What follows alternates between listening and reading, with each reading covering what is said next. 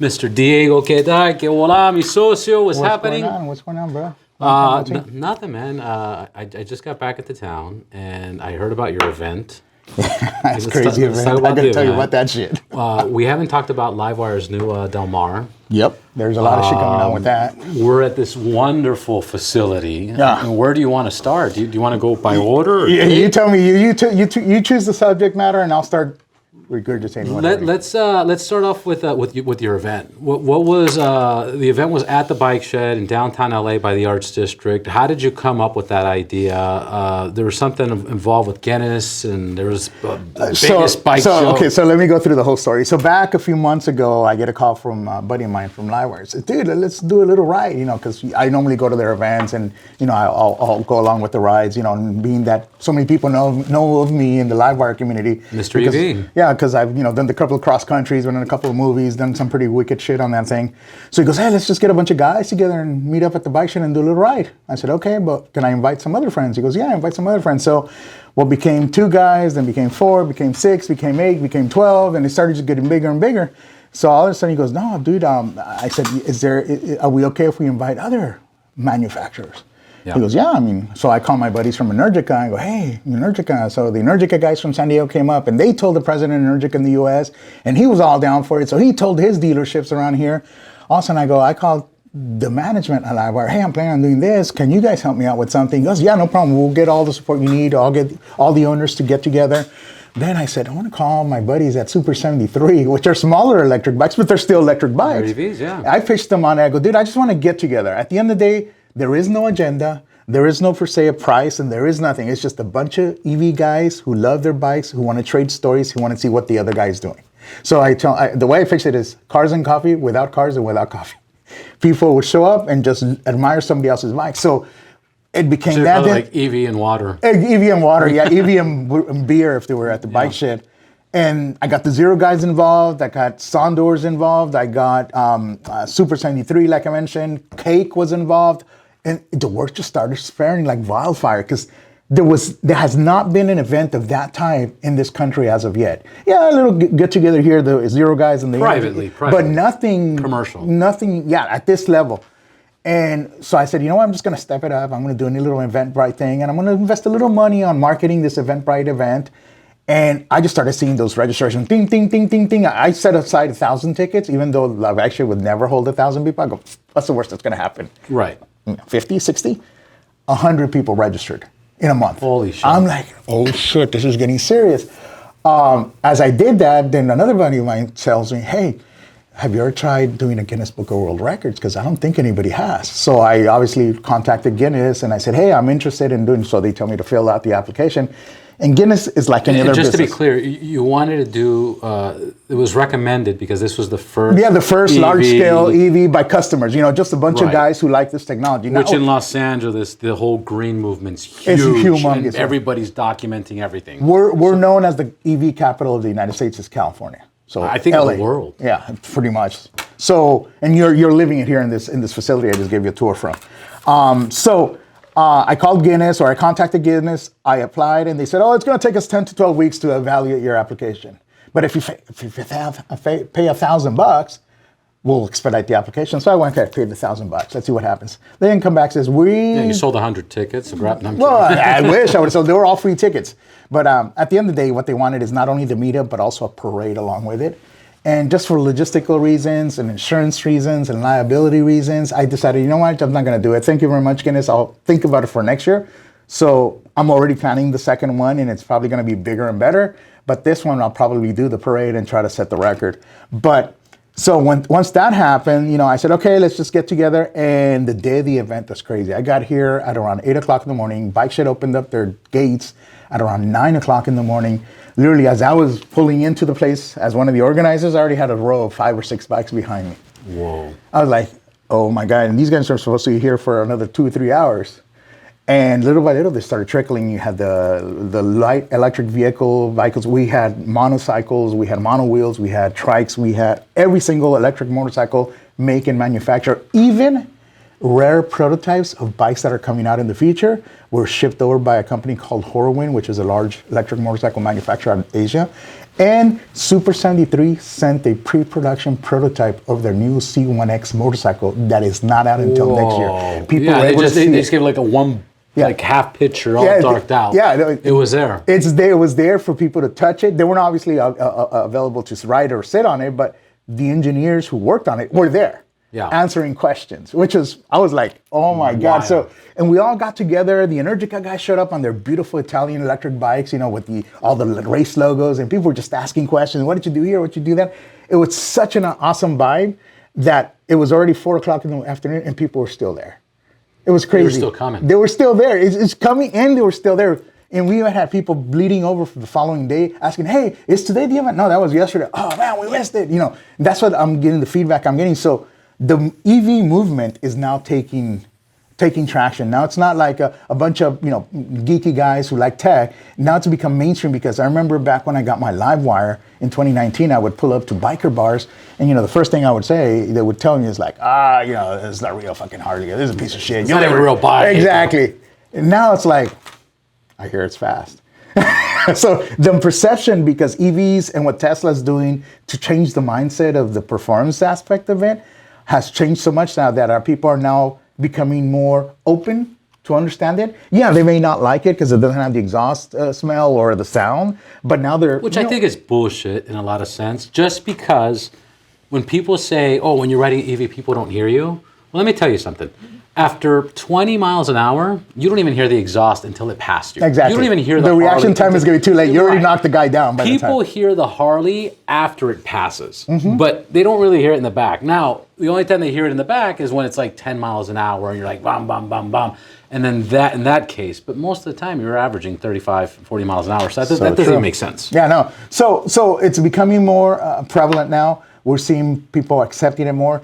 And the beauty of EV is that now it's such a simplistic way of creating propulsion or new solutions that new innovative vehicles are coming out that we weren't expecting to see because the gasoline engine was so complicated or so complex to have carburetor, this, that, fluids, and all this other stuff. Now it's like a controller, a battery management system, a battery, and a motor. I'm going to go random with you because I'm random as fuck. But my understanding, and I heard rumors, there was electric cars 100 years ago. Well over 100. So the electric vehicle was invented before the gasoline vehicle, and it was marketed towards females because it was clean, it was easy. Not clean in the sense that it was clean environmentally wise, it was just easier to maintain. She didn't have to go out and crank something and get it to start and put oil. No, it was just like plug it in, turn on a button, and go. So yes, it's been around. I mean, I can send you some pictures. So why does it seem so new now? Why does it like, oh wow, like why is it that people, what was holding it back? Obviously, the fuel companies and all that. Exactly. What was holding it? No, I know that, but there's people that don't know that. But obviously, you know, the coal and the Rockefellers and all that stuff, it's more profitable for gas. But why was it accepted now? Like, same thing, there's hydro, but hydro's been around for 30, 40 years, but that's like, don't talk about it. Kill the people. I guess if I would put my thinking cap on it, back when EV first came out, electric vehicles over 100 years ago, the driving distances that people expected to be around were not more than your local township. You know, so from home to town, and that's it. Nobody thought, oh, I'm going to go to New York on my EV or on my gasoline car, because at the time, there was no such thing as gasoline stations. The way you couldn't even find roads. Exactly. If you had a road, it connect you to the next town, and in that town, the only way you can refill your vehicle at that time, if you had a gasoline vehicle, was to go to the local hardware store where they sold you the bucket and you would fill up your car. Those were the gas stations back then. So they didn't have that ability. EVs were in the same boat. Electricity was just barely being rolled out through the Edison network, you know, Thomas Edison and all that stuff. So once the gasoline movement started kind of taking shape the way we see it, you know, more and more towns came up, more and more hardware started carrying it, more and more mom and pops started carrying the buckets of gasoline. It made that travel a lot easier for these gasoline cars to get around. Electric-wise, there was still a big limitation called batteries. And the batteries were still holding people back from it. And even today, the biggest Achilles heel that all electric vehicles have is range. And yes, I know people are sometimes asking for absurd things. Well, again, it's not range. It's how long it just takes to get to places. Exactly, because there's a mandatory charging stuff. Range, you can go. Yeah, I mean, look at the new Lucid. It has 521 miles on a single charge. Right. That's pretty much up there with any plug-in hybrid or even three-cylinder car. You know. So at the end of the day, it's that. So for X amount of years after the initial invention of that, this stuff lay dormant because people just really invest the time or effort into developing the battery technology to get us to that level. At modern technology, 1980s, 1990s, 2000, then GM, via government mandates, started investing into some sort of EV research because it was mandated, not because they wanted to. And then obviously in the 2000s, that's when Elon said, hey, there's enough technology here now that we can make something that is useful. And here's the more important thing that I saw, nice looking. Because back then, when you bought an EV, it wasn't the prettiest thing in the world. The EV1 from GM was kind of looked like an egg with four wheels. The original Nissan Leaf was kind of hokey looking.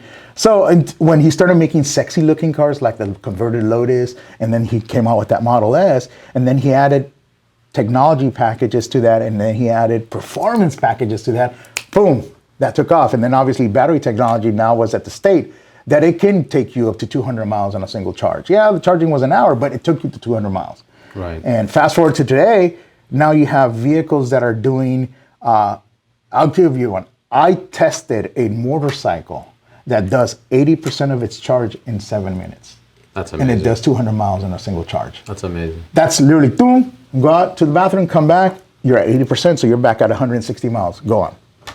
So technology is now there. Now it's now getting it to the scale of manufacturing all over the place. So now those prices start going down, and you're starting to see them. I'm seeing $349 Kia leases for EVs that do 250 miles. Yeah, that was unheard of, back 5 years ago. The only lease you can get, it was a Tesla Model S for $1,000 a month. So with that being said, all this stuff is now taking off. So events like mine, there's a lot more people now adopting, utilizing, or interested in the technology, and now they're gravitating. It's not only the guys like me who are like forward thinkers or kind of pioneers in this industry nowadays that want to kind of push the technology to the limit and showcase it to the world. Now you just put out an APV and tell, hey, everybody, we're putting a get together. And if you have a big enough circle of friends, they all come together and they'll share the same belief. Just like you have the Ford guys when they do the Ford meetups, the Chevy guys, or the general muscle car guys. They'll all get together and, hey, what did you do here? Oh, what did you do here? Same thing. Hey, what did you do with your EV? Oh, what did you do here? Oh, carbon fiber, that looks cool. So you get all those different things now that are making this movement a force to reckon with, and a movement that's going to have staying power. Because some people are saying, oh, it's fads. I had the honor and pleasure of meeting a couple of weeks ago Keanu Reeves' business partner at Arch, and he's a big time petrol guy.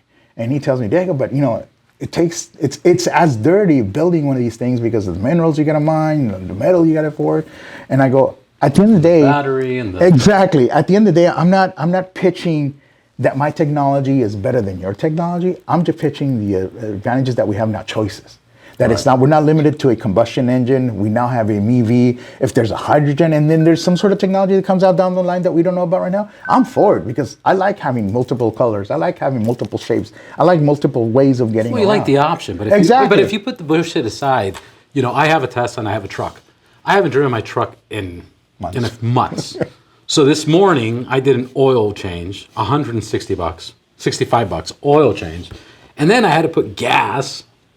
$126 in gas. So just today, I spent over $300 just to be able to make it out here. Just to make it out here, and I'm like, God damn! I should have just jumped on my Tesla. I should have just jumped on the Tesla and stuff, but I got to fix the registration. Yeah. Anyways, the whole thing. Well, and that's what I'm trying to show people is I drive a Tesla since 2013. Yeah. My Tesla today has 250,000 miles on it. I know, you told me that's amazing. It's 250,000 miles, and at the time that I bought the Tesla, Elon was desperate on selling his cars. Nobody was buying his cars. I was one of those believers in this technology that he said, if you buy one of my pre-owned certified Teslas, I have a 2013, but I bought it in 2014. He goes, I'll give you lifetime free charging. Okay, went and bought it. Literally bought my Tesla for 85 grand out the door. Boom, unlimited free charging. I've taken that car to New York and back multiple times, to Mexico multiple times. It's my daily driver, 250,000 miles, and I spent $0 charging it. At home, I have solar, so the sun takes care of it during the day. That's insane, and when I'm out on the street, I just go to any charging station. Okay, but that's a great example. That's good for you. Yeah, but just to give people an idea, I spent $126 to fill up the truck. My Tesla gets 400 miles. I did a full charge yesterday, and it was like $27. It's still cheaper, right? It's way cheaper. It's the convenience of sitting down for half an hour, 45 minutes somewhere, but... Yeah. No, but who cares? I use that as productivity time. I use that. Emails, Emails, text. Yesterday I was watching Netflix. Yeah. I was watching a new movie with Jackie Chan and John Cena and stuff. I was like, all right, cool. It's like a timeout. It's like a meditation almost. I've added dumbbells in the back too. So if I want to like, and that's why when I do cross country EV road tripping, as I do, I did the Cannonball Run or I did the Mexico to Canada run.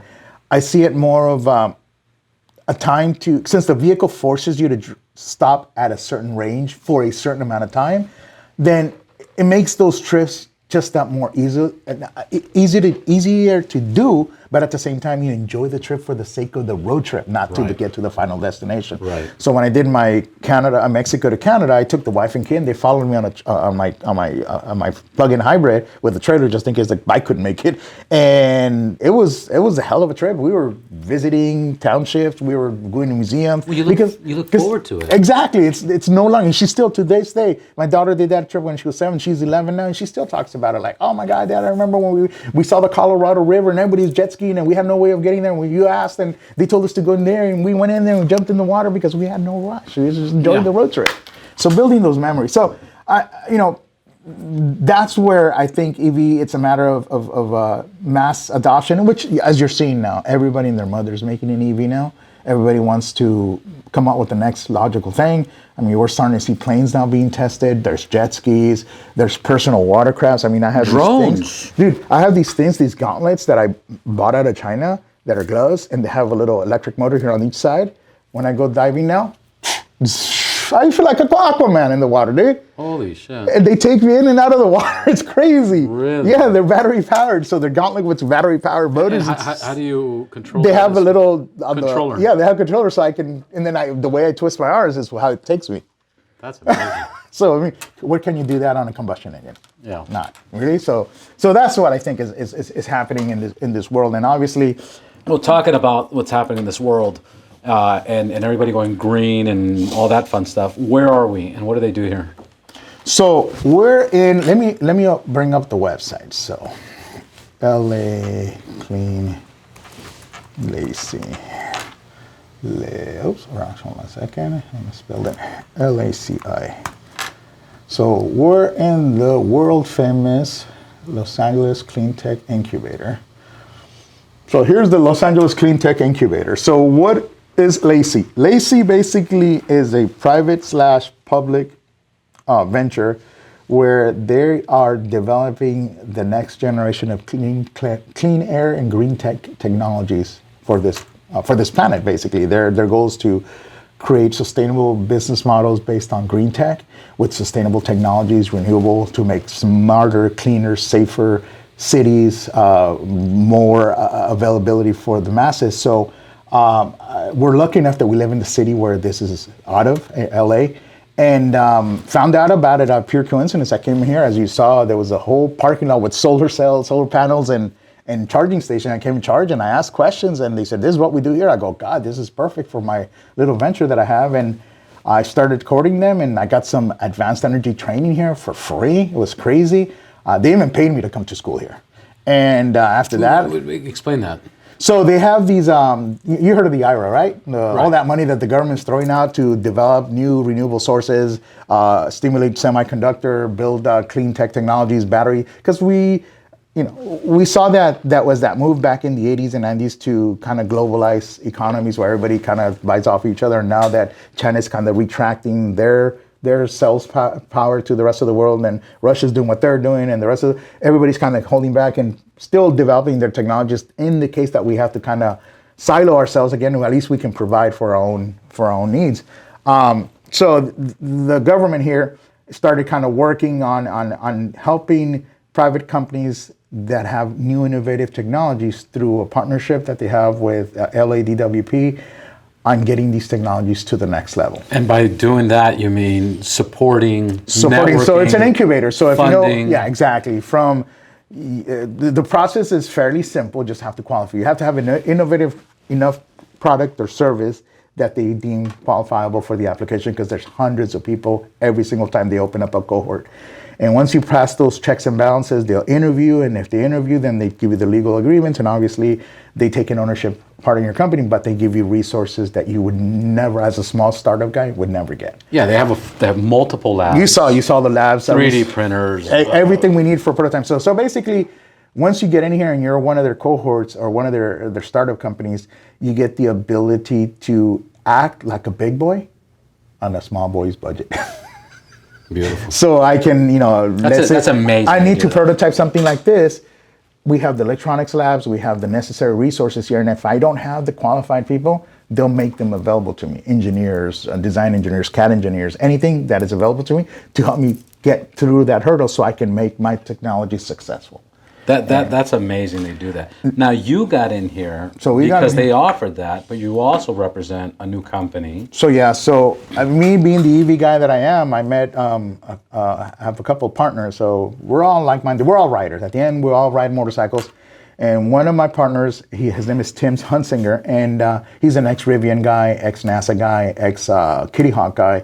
He's been in the automotive design. He's a big-time EV automotive designer. He loves his Ducati, but he loves EV too. And he decided he wanted to create a vehicle that opened up the ability to ride for those people who are kind of scared of riding, who didn't have the prowess or just didn't have the guts to jump on it. So he designed and patented a suspension system that gave vehicles self-stabilization. So you would not fall over on your side as you're turning. Right. So he started with that. He started off with a small, prototype. He scaled that up to skateboards, and then now we have a full-blown vehicle that is available in the market. And now we're marketing that vehicle as a commercially available solution based on that proof of concept that he has. And then obviously there's in the drawing boards now plans to go even bigger. He wants to design a whole car using this technology, which is pretty sick. If you look at it, the way it handles, the way the vehicle behaves now, it's unlike anything else that you've seen. I mean, we've taken novices, given them the key to the vehicle. We've given them some pointers on where the switches are, how the brakes work. They go out and at the beginning you see them, but then once they get used to it, they're like smiling and they're curving and they're doing all kinds of stuff. Clutch? Does No gears? clutch, no gear. It's just a single electric motor. It takes you out. So a child can ride it. Yeah, it's basically it's a tricycle that does 45 miles per hour. Wow. But it's so easy to ride that even a novice can do it. And then people who really know how to ride, you give them the good pointers. Just yesterday, we were visiting Temecula Motorsports, just down here in Temecula, California, and one of their seasoned sales guys, who was a big-time race rider, he goes, "Can I lean this? Can I lean this to 45 degrees?" And he says, "Yes." And he's out there going like this, knuckle on a three-wheel moped. That's amazing. Okay, give me a second. So I think we're done. 2:30. Yeah. Okay. Well, real quick, thank you for doing this. One more time, what's the name of your brand and the company? So the new product that we have is this one here, and you'll see it here. It's called XOTO, XOTO Inc., and it's a three-wheel self-stabilizing moped. And you're selling those and And taking orders yeah. from So if you go to xotoinc.com, you'll be able to see the product. You order it online, reserve it with practically $100, or you can have it shipped within 3 weeks. We're shipping. and they're here in the U.S. right now. We're out of North Hollywood, California, Burbank. We're next to the airport. So it's a U.S.-based company, U.S.-based technology, U.S.-based and assembled in the USA. That's amazing. Thank you, Diego. All right, bro. Until next time, brother. All right, man. Yeah, we have to cut it short now. Jesus. It is what it is. No, it is. Perfect. Okay. Oh, we talked about everything you wanted to talk about, so we're good. 23 minutes.